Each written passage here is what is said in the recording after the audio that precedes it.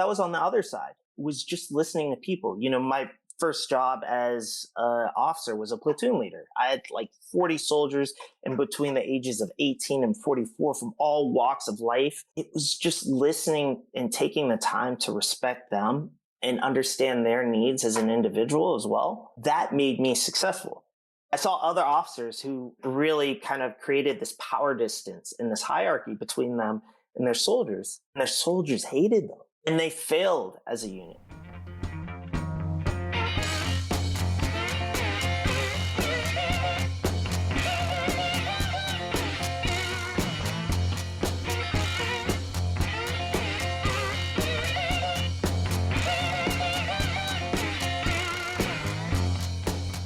Our featured speaker today spent his early career in the U.S. Army prior to attending graduate school in Brazil.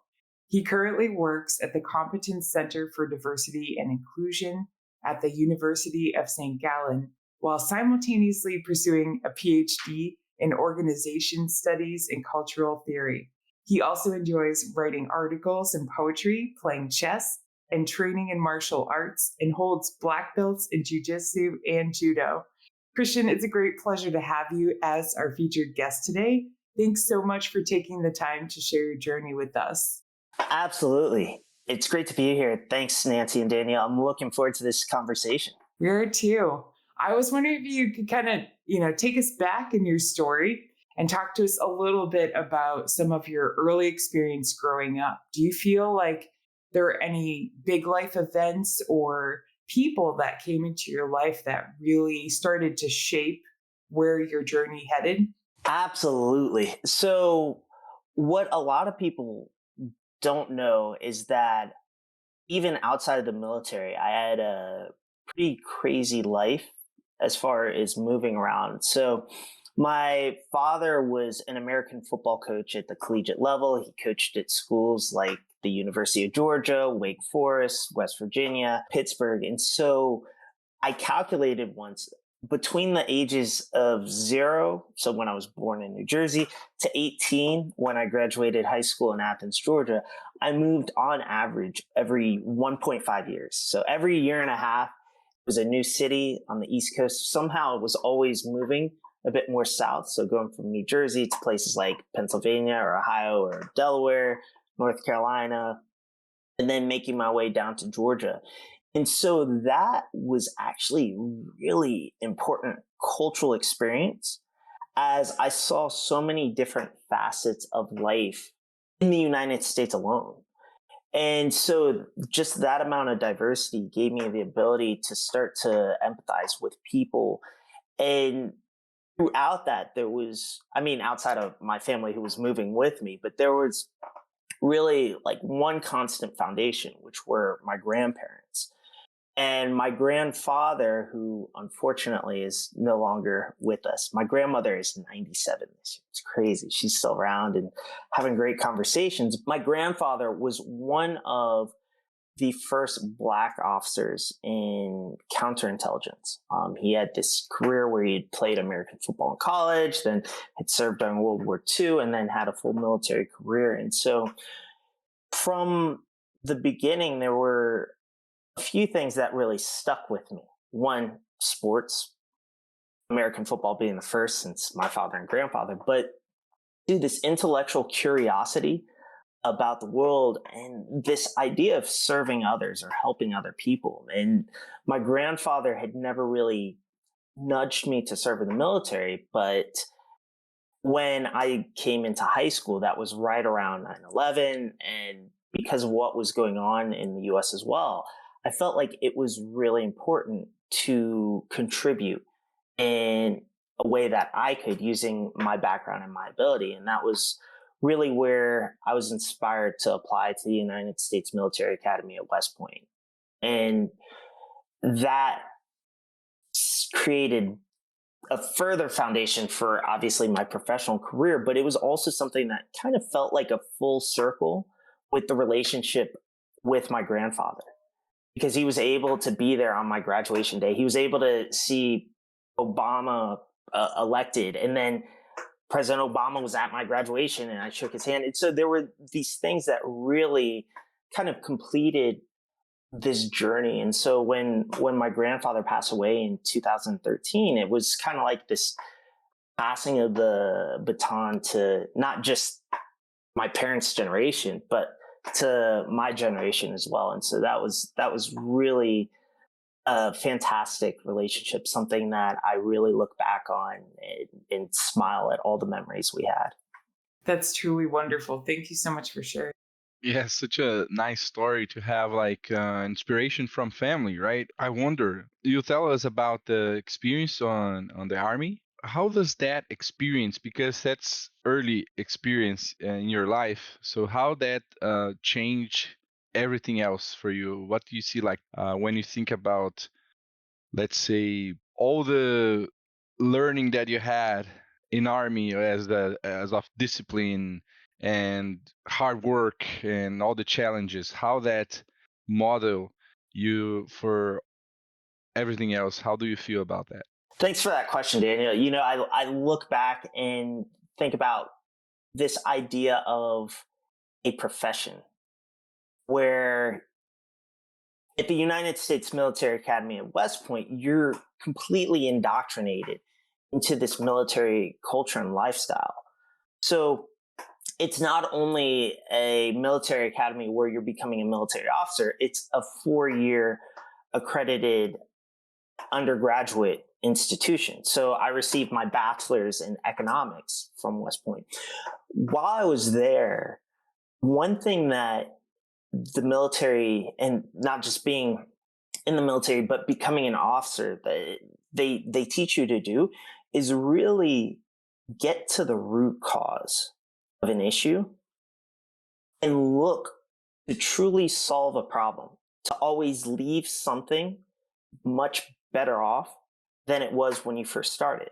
But not just entering in to an organization or even a new country or a new unit and immediately changing things. No, it's like you're getting your preliminary market research. You really need to just sit back and observe and analyze and listen to your soldiers, because they're going to tell you their pain points and their problems. And after going through that, you can really start to implement your own ideas or your own changes and see if it's really solving a problem. And then, as you're leaving to go to another unit, you can look back and say, wow, I made this change. In my case, even at West Point, when I got there, they say this, that every cadet is an athlete. So every student has to participate either in an NCAA Division I sport or a club sport or what they call like a company sport. So club sports just internal within West Point. And it was 2006. There were a lot of people getting involved with Brazilian jiu-jitsu, with MMA, because the UFC was kind of on this rise. And the Army had created this combatives program, but West Point really didn't have any Brazilian jiu-jitsu. So it took a couple years because we kind of sat and my friends and I looked and saw, okay, there's an issue here, but there's a need. And that need actually solves a few issues for the academy. And we went through a whole process of briefing colonels and generals and filing tons of risk management sheets, but ultimately getting to the point where we had this jiu-jitsu team started. So I became the first captain of the jiu-jitsu team, and we were able to get cadets going to tournaments, but also it was helping create the foundation for future officers who would go off and they'd have to train martial arts in the Army anyways.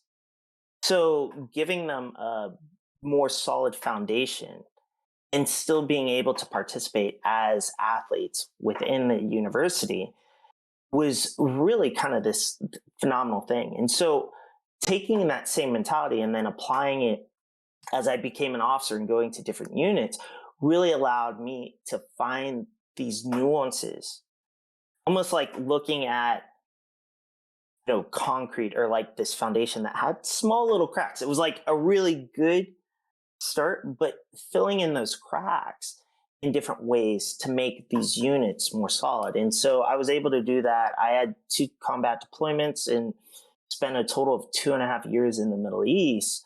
And a lot of that was just actually listening to people on the ground, to listening to the Emiratis I was working with, the Jordanians, the Bahrainis, the Qataris, and rather than just implementing what I was being told from the American side and just putting it there like cookie cutter, actually listening to people who were living in the region, respecting their cultures, understanding what their interests were, what the needs were, and then starting to work in a way that created a more unified group so that we could accomplish things.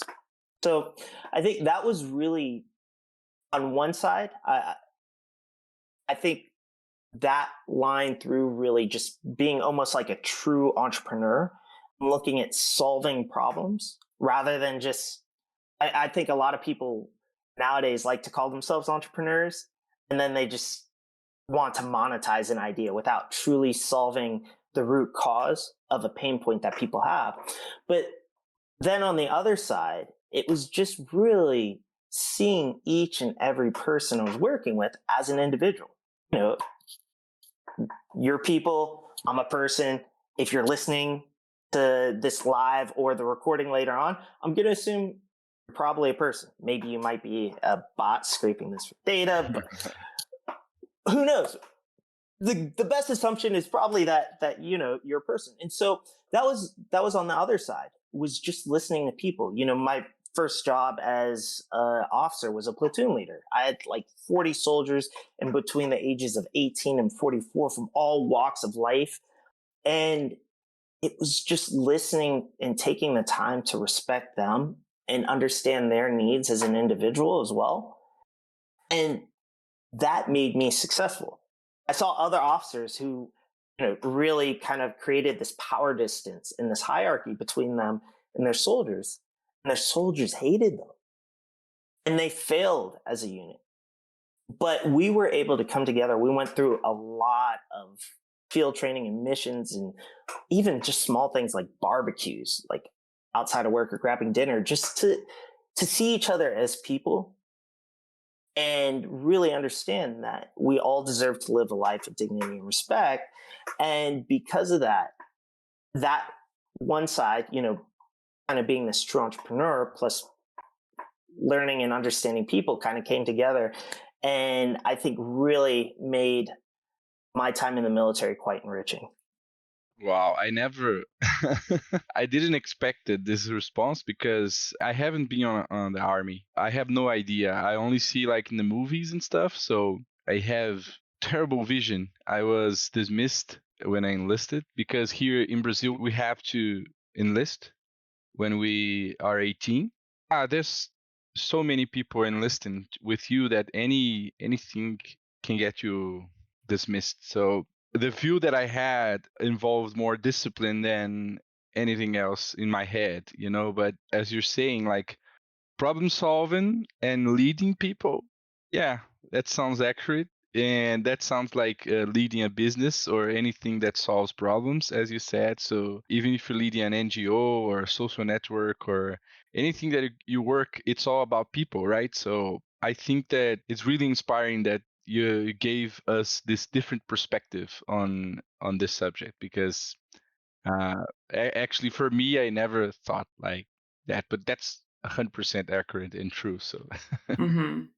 I agree, because honestly, like, it's really nice to see the army through your lens because, right, we see what we see in the movies, we read what we read in the news. And I know some people who've been in the service, but yeah, just hearing how it shaped you, but also like, I don't get a whole lot of people that describe their actual experience in the military. And I feel like we need more of that to really, shine a light on what it does for personal development. That's really awesome. And so now I can see where your passion comes from, to improve, as you kind of say on your LinkedIn profile, diversity, inclusion, and equity, and how that can translate into company culture. And I was wondering if you could talk more specifically about your work at the Competence Center for Diversity Inclusion. Like, kind of describe what that is and what you feel like you've gained from that experience. Absolutely. So interesting. You asked that question. And when I think about my response, it's taking into context kind of everything that we've talked about already. Because when I look at my life getting to this point, I tell people when I'm giving talks, the FBI has, background checks on all of us. And every time I go get a student visa, whether it was when I was doing my master's in Brazil or, now the PhD in Switzerland, I have to get this FBI background check. And it always kind of shocks me because I see the way that they classify me by race and skin tone. And it's like race black, skin tone medium. And every time I see that, I'm like, wow, like they've really gotten to the point where they can classify us and say, Christian Pearce, we see him as a light skinned black guy. And I say that because I've been confused for so many different things. Like there's this racial ambiguity, and that's been with me, my whole life. Like I remember being at the park in Newark, New Jersey with my grandfather when I was 4, and kids are getting into an argument at the top of the slide as to whether I'm like them and I'm black or whether I'm white. And they weren't going to let me go down the slide. Like there were some kids who weren't going to let me go down the slide if I was white. And they got into this argument. I went down the slide anyways. But I think about these things because getting into diversity, equity, and inclusion, this DE&I, especially where we talk about it in 2024, was something I had never thought that I'd kind of get funneled into. It was something where I saw it as this continuation of my ability to help other people. And so having these different experiences, with racism or xenophobia or ethnic discrimination throughout my life, and then being a military officer, I was like, okay, you know what? I am in a position where I can use my knowledge and my experiences to help make the world better for others. And so while I was still in Brazil, I had the opportunity to start working as a freelance consultant with a number of different projects. Some were, even marketing or business development, but others started to go down this line of diversity, equity, and inclusion. So as things became, say, worse, like with COVID and 2020 with what happened with George Floyd, but not just George Floyd, with Breonna Taylor and Ahmaud Arbery before that, there was this need, especially as I was pivoting towards Switzerland to look at this PhD, to really start informing people on racial injustices and racial inequities and what was going on. And so that was where I started to collaborate with the Competence Center for Diversity and Inclusion on a few different projects. And one of those was really kind of this flagship that had been something I had used in the Army, but then was looking at how to apply that to make a more profound change in companies. And that was reverse mentorship. So it was a technique I had used as a junior officer to really focus on creating cultural education for senior US officers who were coming into the region. Because I ended up, my last deployment ended up being 18 months, which felt like an old man being there for so long, especially when the Air Force officers were rotating like every 3 to 6 months. And so I ended up being there for a number of different people. And because I had this experience, it was really convenient for me to bring senior officers in and say, okay, sir, these are things you need to keep in mind depending on who you're working with. Here are things that you need to respect, but here's also how you can work with our host nation partners to really solidify the relationship. And when I saw how that created a cultural awareness and empathy, and basically a more inclusive environment for our senior military officers, I was like, okay, this is something I'm going to keep in my toolkit for later on. And so going back to Switzerland, as I started working with the Competence Center for Diversity and Inclusion, that was really kind of the first big thing, was creating a full reverse mentorship program that companies could use. So handbooks for both the mentors and the mentees.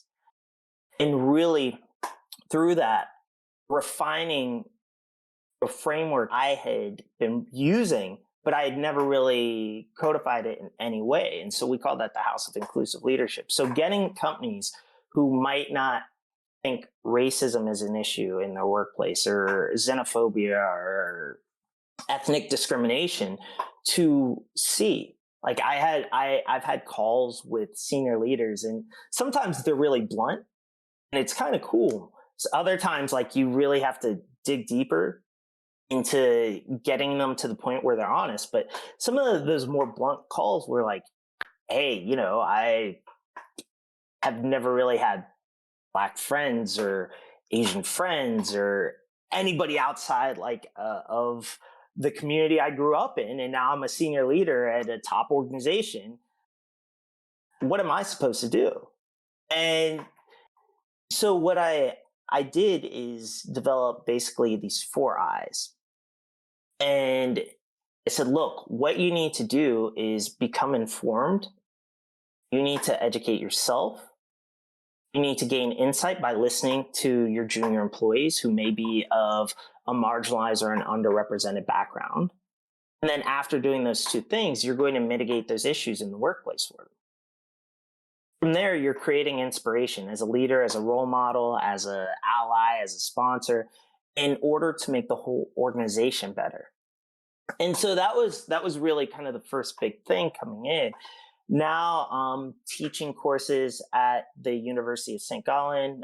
One course is Increasing Racial and Ethnic Equity in Switzerland, which is a course that I wouldn't have necessarily thought as an American coming in that I would develop it. But sometimes it takes that outside perspective, as I saw in the military, to really understand the things that need to be spoken about.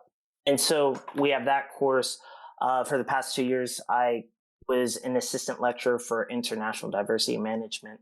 And then we have a number of external projects as well. So working with companies on things like inclusive leadership. We have a report we write for Switzerland with a company called Advance, called the Gender Intelligence Report.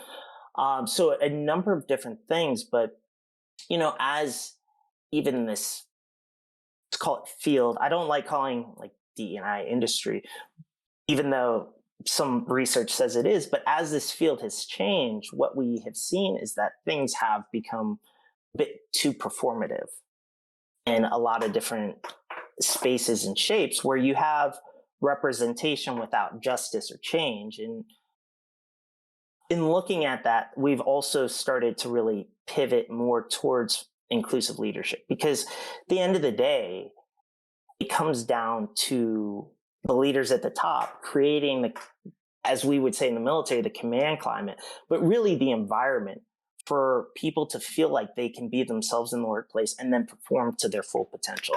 That also is kind of where I'm going with the PhD as well. But that, in a nutshell, is really what we're doing at the Competence Center for Diversity and Inclusion. Wow. It's such a experience. Well, man, I look at you and I think that here in Brazil, we probably treat you as a white guy, right? Isn't it? Yeah. If I can just quickly interrupt, Annie, when I'm in Sao Paulo, it depends on what I'm wearing. Oh, I never thought about it. It actually is that what I want to ask you, because I travel a lot, and my aunt, she married a guy in America that is Chinese. So we were talking. I have my business since 2009. So we were talking, and I said, like, it was 2012. And I was like, it's not easy to have your own business in Brazil. It's a emerging economy and stuff.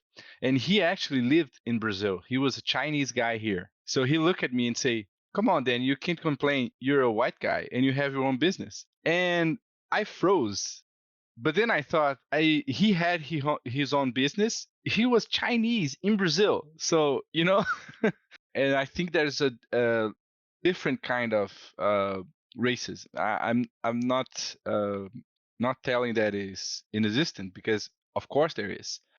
But I think here in Brazil, as we have a lot of miscegenation, like wow, it's crazy. Like if you see my grandmother, you wouldn't believe how I am so white, and my grandmother is nothing like me. And my brother, he's actually just myself, but in America, he would be considered black. It's so crazy, like, to see that. But here in Brazil, we're all used to that, so we find it like, yeah, it's fine. Hello, all. I hope you are enjoying this episode. I want to ask you, our listeners, if you could give us a review in your podcasting platform of choice. We don't have sponsors and we don't run ads, but we are looking to grow. So if you feel we bring value to your listening experience, please drop us a review when you get a chance. Thanks so much. Now on with the show. It's different kind of races. As you say, like, it depends on what you're wearing sometimes.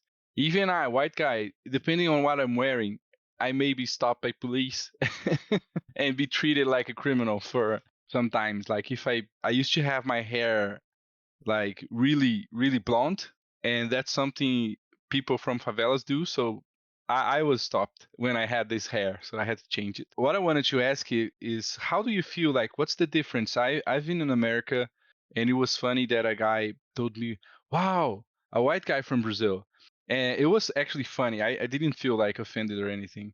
But how does it differ, like, from United States and Switzerland and Brazil and anywhere else that you went? How does it differ, the stigma or the weight that they put on your skin color? Because I feel like in Brazil, at least here on where I live, I don't see color. Like, it's kind of weird. We actually have difficult to understand some problems that you guys actually have in America. I've been to places where I was like the only white guy there in America. Like, you go to a bar, and you see that you're really out of a place. I hadn't feel something similar here in Brazil, because we all have different kind of races everywhere. And how do you feel like the difference? What can you tell us about that?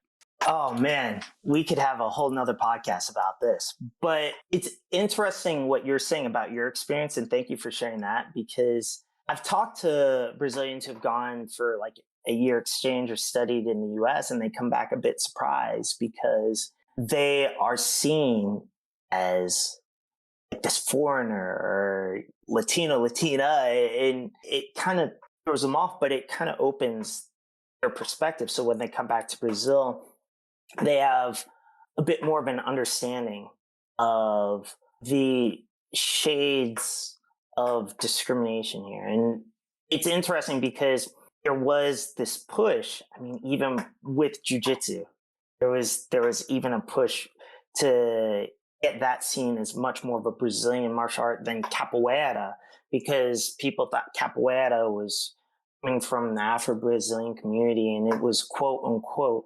dirty, rather than something that could be seen as like really classy or from a higher socioeconomic class. When we look at Brazil, and you said a word too that is key, miscegenation, it becomes very different than the cultural context of the United States. And I often break down, when we talk about countries, into three different categories when we're looking at overcoming racial injustice. You have countries who were, or still may be, colonies. You have the colonizers, and then you have the beneficiaries of colonialism. The US and Brazil kind of fall in this first category where they were former colonies. Then you have countries like UK and Portugal who were colonizers. And then you have Switzerland over here, who on a federal level as a country, there's a plausible deniability that they have about being colonizers, but Swiss government, Swiss individuals directly benefited from colonization and colonialism. And so when you kind of look at these three categories, there are certain nuances within the countries within each. And that's really where you look at Brazil compared to the US with this concept of miscegenation, which was like this encouragement of the mixing of people, since you had Portuguese colonizers, and then enslaved people from Africa, and then indigenous people. And what a lot of people in the States who I've talked to don't realize is that where a couple 100,000 enslaved people were forcibly taken to the States, there were millions taken to Brazil. And with this mixing, there was this idea that comes from an outdated field known as eugenics, saying that, well, in about 4 generations, someone who's of African descent, if they are having relations with someone who is of European descent or lighter skin, then they can, quote unquote, purify their family line within 4 generations. And you kind of see, like, it sounds really cringy and terrible, but then you see how that mentality is still toxically embedded in today's Brazilian society, where people are surprised. Yes, I'm considered white here, but I've been told, oh, I'm not a typical gringo. And I'm like, well, what does that mean, typical gringo? Oh, well, you don't have the blonde hair, you don't have the blue eyes. And I'm like, well, still gringo. I'm still American. Like that, having blonde hair and blue eyes is not a qualifier to make me American. But there's this idea of like what is seen as attractive, or you go to parties and people will say here, "Oh, that party was full of beautiful people," and that phrase, like beautiful people, usually means like it's like white, affluent people, compared to like if you go to like here in Rio. I used to go like a funk party in Vidigal with some friends who knew the DJ, and people would be like, "Oh, you're going to a favela? Oh man, ugly people there." I'm like, "What are you talking about? Ugly people?" But it's like this embedded idea that there's an attractiveness associated with people who are more of European descent, and this ugliness associated with people who are more of African descent. Now, when you look at the structure of the country as well, in 1888, when slavery finally ended, it was just like overnight, like they're like, okay, slaves, you're free. Compared to the US, which still has a number of different issues. Don't get me wrong, the US is not a great model, but it is different in the sense that you had the 13th Amendment, you had a few different initiatives where formerly enslaved people of African descent had the opportunity to start building businesses and societies, which were then later on attacked. But there was this opportunity where people here in Brazil were kind of just stuck in this poverty trap, which you still see today because the country is approximately 57% Afro-Brazilian. And we're talking, people who identify as Black versus mixed. Regardless, there is a population of people of African descent that is the largest outside of the continent of Africa. Only the country of Nigeria has a larger Black population. And so when you start seeing this large population, but the fact that it's really stuck at the lower socioeconomic levels, that means there's an intersection of racism and socioeconomic discrimination. A lot of people here tend to say, oh, it's not racism. It's classism, it's socioeconomic discrimination. But when you look at the research that's even come out over the past couple of years, there's a USP professor named Clinton Portugal Gouveia who showed that even at the CEO level and boards of directors here, there's still no Black talent. There's no Black Brazilian leadership, even though we know that people are doing great things. They just don't have the access to those opportunities here. And so there's often this discussion, well, is it really an issue? Like, oh, this is just coming from the US, this anti-racist. No, there are Brazilians who are doing great things here. It's just the movement needs to kind of unify and congeal even more. In businesses, this is kind of going down my research for the PhD. Businesses really need to start taking a stand rather than being performative, because it's ultimately just understanding where we were in the past to know how we got to the present to make for a better future, not just for Afro Brazilians who have been marginalized or disenfranchised, but for everybody. If we can create conditions in organizations and businesses and startups that are inclusive and equitable, not equal. A lot of people try and say, oh, it's about equality. No, it's about equity. It's about fairness. We can make those conditions and people are able to improve. Everybody is going to improve. So it's actually a collective effort. So that's kind of my thought, like on Brazil. I agree with you. I think that just two things that you said, I have to blame on television and all the tourists because, at least for me, I've been in America so many times that I don't see that you're not a typical American. For me, it's you don't have to be blonde or have blue eyes. But I think it's because we have a lot of tourism, especially in Rio, from different countries in Europe where people are like really, really white. And we call everyone gringo. So if you live in Argentina, you're gringo. If you live in Mexico, gringo. If you live in Europe, gringo. Africa, yeah, gringo. You're always Oh, gringo. it's So so interesting.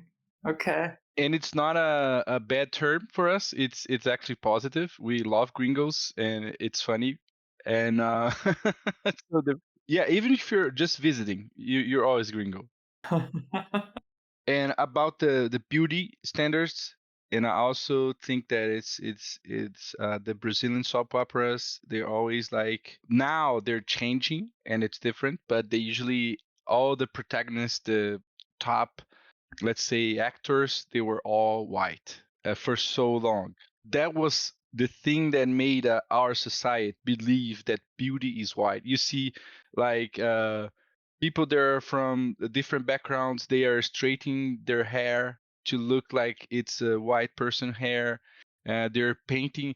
Even if you're black, you have like, I mean, Beyonce did that in America, but you see black people with blonde hair and it's very common here. And I think that it's all because of the media and that put all these ideas in our heads. Well, about the differences, societal differences, it's not just racism, but I think it's historical legacy and culture. And it's hard because I have a company here. I really wanted to hire more people from different races, but it's sometimes it's hard to find qualified people in your area as I work with technology. And I see that from time when I started in 2008, it was really hard to see like different races working with IT, and especially women, very hard to see. And now it's changing. We're seeing a lot of people that are coming, and they're it's more easy like to study online and stuff. So this is changing. Thanks God, it's changing because I really think that anyone is capable. If you're black, if you're Asian, if you're Latino, anything, it doesn't make a difference, you know. So it's really good to see that we are starting to see it, but there's a lot of work to do, as you said. Like there's too many things that not just racism. I think it's a broader thing, and you have to think about, like as you said, think about startups that solve those problems. And we have an example here that is a school that you can go in and you study for free, and you just pay when you get a job. So it's on IT and stuff, and anyone can sign up. It's really nice to see those initiatives, and is interesting how this can help to be more inclusive, and we need more things like that. I appreciate that. Yeah. Yeah, yeah. And Uh, it definitely is, ideas like that that will help some of that equity from my perspective. And it's so honestly, I'm so glad that it worked out, Daniel, that you could co-host today, because it's so interesting to have your experience alongside Christians. But the other thing I also see as a white woman, is like access to socialization that leads to empathy and inclusivity. Because, so I'll just briefly share that I went through to a K through 6 inner city school in Massachusetts, and like I didn't know any different. But what I realize now is that I got exposed to kids who didn't speak the language, who were from, poorer neighborhoods, because I was living in a poorer neighborhood. And so everybody was just, we were just people, like for a couple years. And that had a huge impact on how I see the world. And even some people who are put in that experience, it can depend on how the rest of their social structure sees that. If your grandparents react to that poorly, then you might start reacting to that poorly. For me, it nurtured curiosity and a perception of beauty that, like, this is beauty. This is what's interesting, is all these different people with all these different stories. So I don't think we can solve this in one conversation, but I really appreciate you expanding our perspective on that. So I know that we're going to have you back and ask you more questions about your journey. But since you are so entrepreneurial minded, have you had kind of insight into something you would want to create beyond what you've already done to address this or address another problem that interests you? Absolutely. And thank you both for sharing your perspectives.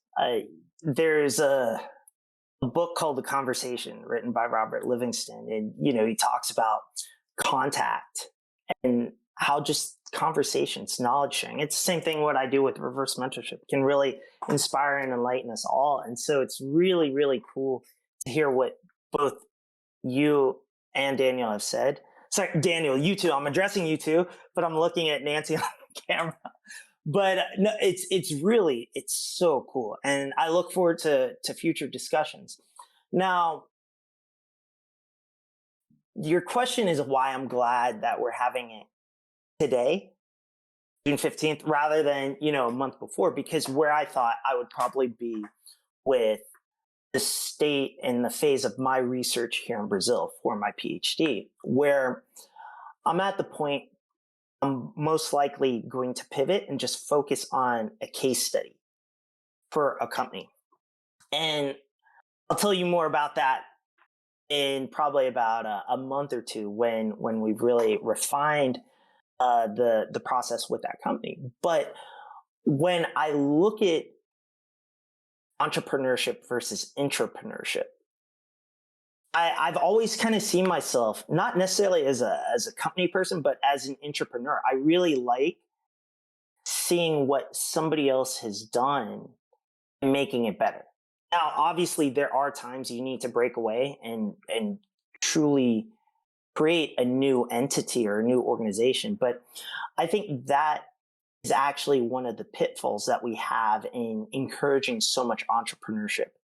I see that in Switzerland all the time as well, because you have so much capital there. People will have a small argument with somebody, and then rather than working together, they do like the Swiss smile where they're like keeping it neutral. And then next day they go open up their own business doing the same exact thing. So you've got like 1,000 people doing, like a creative advertising agency. And the market can't actually handle that much. There is, we aren't even talking about like getting to like a truly obtainable market. We're just talking about basic demand and supply, where there is no demand for the supply of service providers.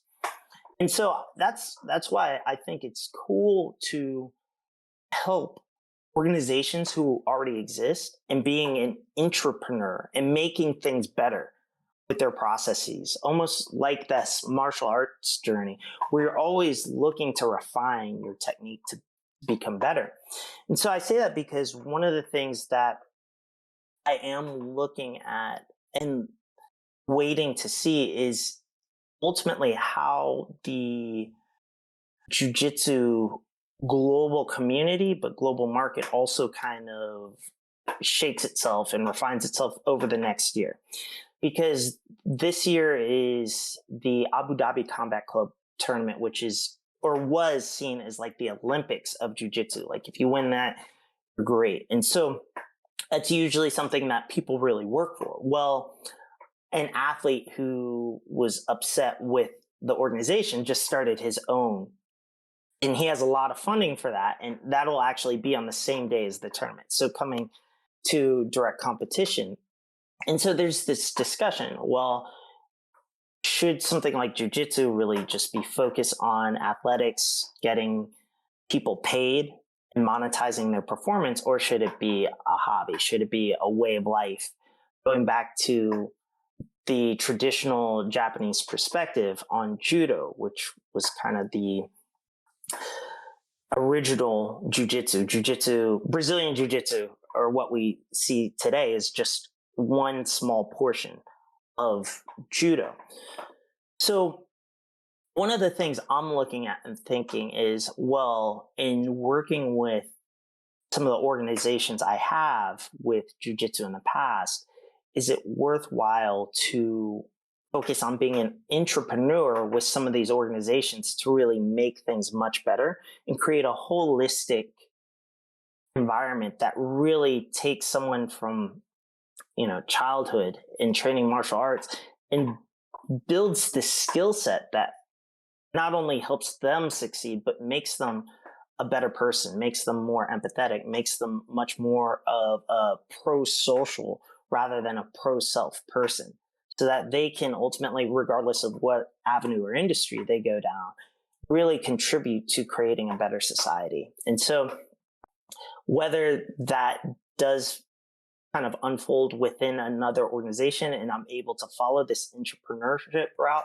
or whether I do have to ultimately one day form a team and create a different organization to really make these changes that I think are needed in jiu-jitsu, still has yet to be seen. So maybe within about a year, I'll be able to have a more refined idea. So that's one of the things in the back of my head I think about doing, continuing kind of this entrepreneurial or intrapreneurial path.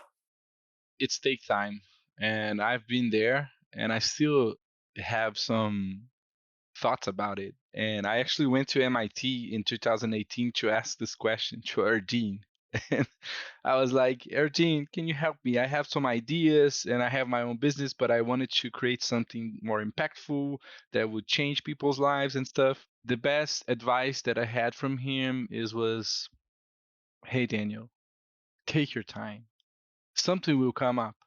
It may take a while, but it will come eventually. You don't have to be like forcing to find an idea to solve a problem. So, and yeah, I mean, I'm busy like working in consulting. That's probably one of the things that it's very intrapreneurship, because you're always working on somebody else's company, like helping them to achieve something. So I can totally relate to what he said. When I think about, let's say, entrepreneurial thing, and thinking about martial arts and all your experience, military, and as you told us, leadership, I always find amazing how entrepreneurship and people are so close. Like companies are people. That there's no other thing. There's not even the AI companies. They have people behind it. There's no way you have a company there are no people running it. How do you feel like you have the experience with military, but how does the experience with martial arts make you be a better leader or work better with people? Does that impact a lot, or how does that feel? I've been doing martial arts for 20 years now. And when I look at one constant factor in my life, when things have been great, when things have been terrible over the past 20 years, there's always kind of been this dedication to martial arts. Now, judo and jiu-jitsu are different from like a karate or a Muay Thai, like what they call the striking arts, because there's this tactile sensitivity and almost this discomfort you have to have because you're constantly struggling in contact with another person while training. Where like striking arts, you might spend like 5 minutes and actually never really interact with a person. Yeah, you're watching them, but maybe you fake a punch and you don't actually hit them. With an activity like judo or jujitsu, you're always in a struggle. And so I liken it to chess or just a conversation. It's like this dialogue with the other person where you're going to do something and then they're going to counter and you're in this back and forth and somebody might win. It might be a draw or just time ends. And when you look at this ability to interact with another person, you can learn a lot. You can learn whether someone is egotistical. Like if you're giving them the trust and honesty to be vulnerable and you're allowing them to say get you in a submission. So submission jujitsu is like a hyperextension or an isolation of a body part to where a person has to give up. And if I'm giving somebody a submission and they know that I'm helping them learn, they're usually probably going to take it and, they're going to try and then I have to tap to submit and then we start over again. And they're like, oh, wow, I see that. But if I give somebody that opportunity and then you can feel there's an ego, they take it and they try and really actually harm you. They're like, this is my opportunity. I can beat the black belt. It says a lot about that person. And so there are these little nuances that you come to learn about people through training something like jujitsu. And in my free time as well, I teach in Zurich for an organization called Sporttegration, which helps refugees integrate into Swiss society. And it's great. It's so cool to hang out with them because these people have been through so much. I've been through a lot, but they've been through even more. And they have this resiliency and this perseverance to continue. And so it's so cool to teach them because they're all just there wanting to learn. Like a sponge, like I throw something out and they pick it up and they're always extremely appreciative. And so in teaching people like that, I'm learning how to better interact with people. Or, even with that person who is egotistical, who's really trying to hurt others. Sometimes even when I'm teaching bachelor students, I have to drop the hammer, as we say. I have to turn on that military mode and like use command hand and squint and get really, really angry with them. But you just go into that mode because that's what that person needs. I can't do that with other students. If I do that with other students, they completely shut off. They start crying. They want to leave the course. And so it's learning how to really interact with others. So it's like this constant daily personal journey on improving myself, but also inspiring and helping others. Like I was training last night with a kid who's been training for about 6 months. He's a white belt. And like letting him do stuff. And it was so cool because it's reminding me about like the beginning of my journey. And so there's this interaction that allows everybody to help each other learn and build. And I always think about being a black belt. Like it took me 15 years to get a black belt in jiu-jitsu. It's like the longest endeavor I've ever had. And once I made it, I realized that there's so much more, but at the same time, everybody else should be able to have that opportunity to make it as well. And it's my job to now go back and help bring everybody else up. I've made it. Like, I could lose a million times and no one's going to take away my black belt. So I don't have anything to worry about as long as in that process, I'm still learning, but I'm also helping other people rise as well. And so I think that's really where an activity like Brazilian Jiu-Jitsu really can create community to help build and inspire other people. Does that answer your question? Totally. I was going to say it's such a beautiful analogy too for the give and take of, mentorship too. Like, and it's very clear that you see, that inclusivity in each aspect of your life. And I really appreciate you sharing it in that light too, because it cultivating that mindset, I can completely see how that can translate for that kid you're helping out with his white belt right now, and just, I don't know what comes after the white belt, but getting to the next level, like he's gonna feel so empowered to continue on that journey working with someone like you. That's really beautiful. So to close out, I'd really like to ask you, not that you haven't shared a lot of wisdom with us today, but what words of wisdom would you like to leave us in our community with today? So it can be something as simple as a favorite quote or mantra or advice someone gave you, or it could be a deep rooted lesson from your journey so far, whatever you would like. Absolutely.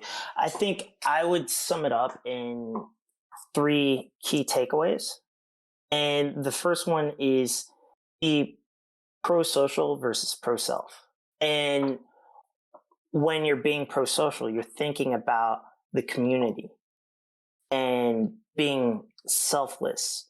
Though there are definitely times where you might get burned or people might take advantage of that, you'll learn from that experience. But if we can get to the point where more people are pro-social, community minded, we'll be able to make greater improvements for the world rather than just small short-term gains for an individual.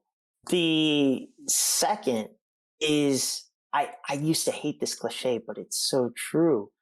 Be a lifelong learner. Like, there's so much in the world that we don't know. And then there's even more that we don't know that we don't know. And so on this journey, just take in everything as this learning lesson. Going back to even what I was saying about that white belt, there's things that he taught me that I will probably reflect on, and next week it'll pop up and I'll be like, man, here's something I can change. So always looking to not necessarily achieve perfection. We can never be perfect, but getting to this point of refinement where we're always learning and we're always adding to that knowledge. And in connecting that with being pro-social versus pro-self, using that knowledge to then help others. And so that leads to the last thing, which is going from awareness to action. It's great. We have these conversations. We have podcasts. We've got TED Talks. We've got a lot of people saying so many great things, especially in the MIT bootcamp community. I mean, a lot of the conversations I've had over the years with people have been inspiring and given me greater awareness about certain topics. But that awareness only goes so far unless we really put it into action. And so when you're taking that knowledge, when you're being pro-social and using that to create actions, that's really where that change comes in, where we can see profound improvements and really become just a greater people, to hang out and do a lot of fun things. And I think those would be really my three key takeaways. Wow. That's like one of the best words of wisdom that we had. And I'm so happy that I hear that now, because I always thought, like, I don't really care about money, actually. On entrepreneurship, it's important to be profitable and stuff because you have to make the company work. But I would rather like earn 10 times less in a project that I believe in, that I think I'm changing something and doing something. And also the second part of being a lifelong learner, that's the most humbling thing that you can do. And it's the best thing for you too, because we will never ever know everything. So it's always nice to hear, even if it's like I had an intern, he was 16 because he was from technical school, and he had things to teach to me, and I've been on the job for longer than this person exists. But anyways, it's still, they have different perspectives. They have questions that they ask you, and you have to think about them. Why things are like this? Why it's been like this for so long, and you start to questioning and doing things differently. And this is just amazing to see how you can give us this perspective, and thinking about your story and all that you have been through, and seeing that you're still humble, you're still learning, and you're still uh, being a master that listens to its students. It's really inspiring, and I really admire that in you, because you could be like this guy, like, oh, okay, I've been in the military, I'm like black belt, and I'm the man. But you don't have to be like that, and you're not like that. So it's so good to have this opportunity to be here co-hosting, because I'm not usually here. So I feel so blessed and lucky to be here and hear all your experience. I'm really grateful. And I wanted to ask you, what are the best ways to get in touch with you? Because anyone listening that wants to get more out of you in the sense of inspiration and contact, what would be the best way? And obviously, I want to get in touch too. So if you can share like LinkedIn or Discord, or what is the best way to get in touch with you? Absolutely, and thank you so much for your kind words, Daniel. I'm really touched by that. The two best ways are LinkedIn and then email as well. My university email is christian.pearce at unisg.ch. So feel free to send me a message anytime. I apologize if I don't respond within 24 hours. Try to, but sometimes like it's a bit overwhelming with time changes and messages, but I will respond back if you send me a message. So I look forward to hearing from you. I look forward to any questions, comments, or thoughts or reflections that you all might have. It's been so much fun speaking with you guys today. I really appreciate it.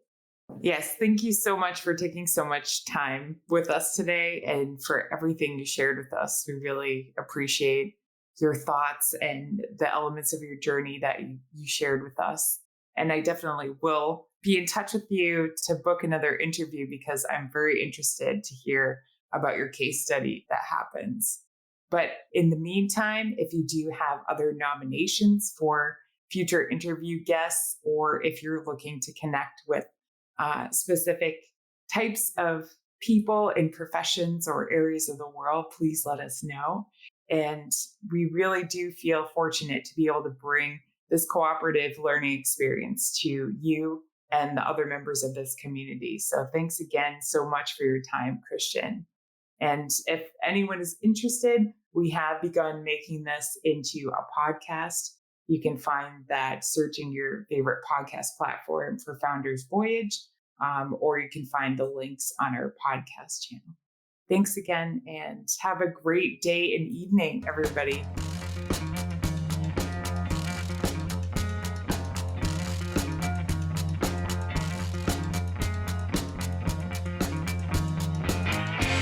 You've just finished another episode of Founders Voyage, the podcast for entrepreneurs by entrepreneurs. The team at Founders Voyage wants to thank you from the bottom of our hearts. We hope you enjoyed your time with us, and if so, please share this with someone else who might enjoy this podcast. You can also support us by leaving a review on Apple Podcasts and Spotify, and by donating to our Patreon. Outro music today is Something for Nothing by Reverend Peyton's Big Damn Band.